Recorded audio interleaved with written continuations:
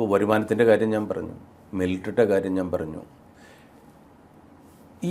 ഇവിടുത്തെ ഈ പ്രശ്നങ്ങൾ ഇങ്ങനെ രൂക്ഷമായിട്ട് ഇങ്ങനെ പോയിക്കൊണ്ടിരിക്കുകയാണ്.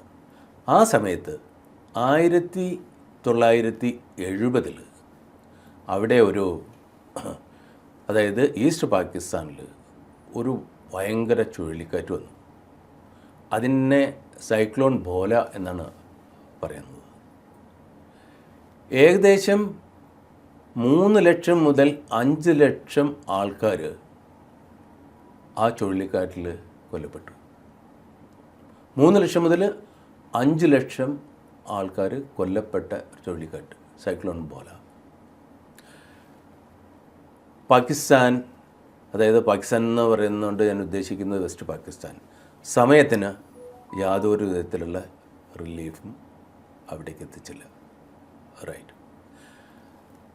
അത് കാരണത്താലേ അവിടെ ചുഴലിക്കാറ്റ് കൂടാതെ അന്ന് ഇഞ്ചേർഡായിരുന്ന ഒട്ടനേകം ആൾക്കാർ കൊല്ലപ്പെട്ടു.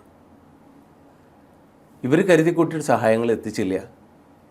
സഹായം എത്തിക്കുന്നത് ഏകദേശം ഒരാഴ്ച കഴിഞ്ഞിട്ടാണ്. ഇന്ത്യ ഇവരെ സഹായിക്കാമെന്ന് പറഞ്ഞു മുന്നോട്ട് വന്നു. നമ്മൾ അന്ന് $1.3 മില്യൺ ഈസ്റ്റ് പാകിസ്ഥാന് കൊടുക്കാമെന്ന് പ്രോമിസ് ചെയ്തു. റിലീഫ് മെറ്റീരിയൽസും എത്തിക്കാമെന്ന് പറഞ്ഞു. പക്ഷേ നമ്മുടെ എയർഫോഴ്സിനെ ഈസ്റ്റ് പാകിസ്ഥാനിൽ ലാൻഡ് ചെയ്യാൻ പറ്റില്ല എന്ന് വെസ്റ്റ് പാകിസ്ഥാൻ പറഞ്ഞു. റൈറ്റ്. അത് വലിയ ഒരു ഫാക്ടറായിരുന്നു. അന്ന് മുജിബുർ റഹ്മാൻ പറഞ്ഞു, ഇവിടെ ഇത്രയധികം പട്ടാളക്കാരുണ്ട്, നമ്മുടെ ഡെഡ് ബോഡീസ് ബറി ചെയ്യാനായിട്ട് റെഡ് ക്രോസിലുള്ള ആൾക്കാർ വരണ്ടായി വന്നു. റെഡ് ക്രോസിലുള്ള ആൾക്കാരാണ് അവിടെ ഇവരുടെ ഈ ബറിയലും പരിപാടിയൊക്കെ നടത്തുന്നത്. ഇന്ത്യയെ എയർ വഴി അവിടെ എത്താനായിട്ട് ഇവർ നിഷേധിക്കാൻ വേറെ ഒരു കാരണമുണ്ടായി. ഈ കാരണം 1970 ശ്രീനഗറിൽ നിന്ന് ജമ്മുവിലേക്ക് വരുന്ന ഇന്ത്യൻ നമ്മുടെ ഒരു എയർക്രാഫ്റ്റ്, അതിൻ്റെ പേര് ഗംഗ എന്നായിരുന്നു. ഈ ഗംഗ എയർക്രാഫ്റ്റിനെ അന്നത്തെ, അതായത് ജമ്മു കാശ്മീരിലെ 2 ടെററിസ്റ്റുകൾ, JKLFൻ്റെ മുമ്പത്തെ രൂപത്തിലുള്ള 2 ടെററിസ്റ്റുകൾ, ഇവർ ഇവിടെ നിന്ന് ലാഹോറിലേക്ക് ഹൈജാക്ക് കൊണ്ടുപോയി.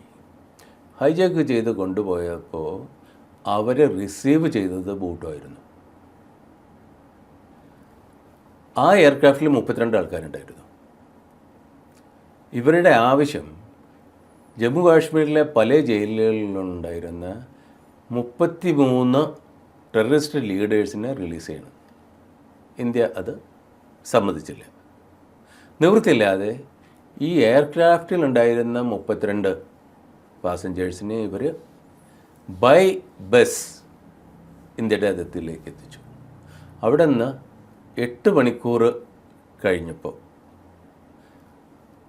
ഈ 2 ടെററിസ്റ്റുകളും പാകിസ്ഥാനിലത്തെ അന്ന് ആ എയർപോർട്ടിലുണ്ടായിരുന്ന കുറേ ആൾക്കാരും കൂടെ അവിടെ വന്ന് അതിന് ചുറ്റും ഡാൻസ് ചെയ്തു. അത് കഴിഞ്ഞതിന് ശേഷം ഇവരെ ഈ എയർക്രാഫ്റ്റിന് തീ കൊടുത്തു. തീ കൊടുത്തപ്പോൾ ബൂട്ടോ കൈയടിച്ചു. ഇത് നടന്നത് ബൂട്ടോൻ്റെ പ്രസൻസിലാണ്. അപ്പോൾ അത് മറ്റൊരു കാര്യം.